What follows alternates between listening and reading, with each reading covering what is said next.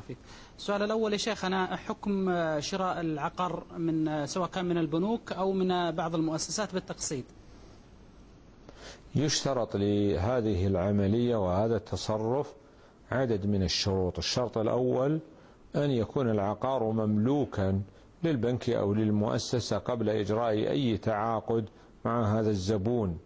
بعض الناس قد يذهب فيتفق مع مالك العمارة السابق وقد يدفع له بعض المال من أجل، ثم يذهب إلى البنك ويقول إن اشتريتم هذه العمارة لي اشتريتها لكم، ثم يوقع عقدا بينه وبين البنك قبل أن يشتري البنك هذه العمارة. حينئذ لا يجوز مثل هذا التصرف، وقد قال النبي صلى الله عليه وسلم: لا تبع ما ليس عندك.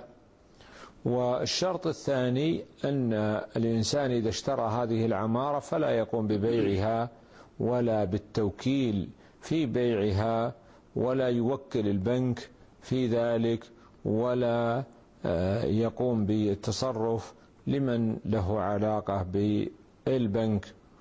والشرط الثالث ألا يشترط عليه الزيادة في الأقساط عند التأخر في السداد عن الوقت المحدد، فإذا وجدت هذه الشروط الثلاثة فلا بأس. أحسن الله إليك. بالمناسبة شيخ سعد، يسأل البعض عن بيع القرض أو بيع قرض البنك العقاري، هل يجوز أم لا؟ بيع البنك العقاري، بيع القرض الذي للبنك العقاري، نعم، هو يأخذ 100,000 ثم يقول له: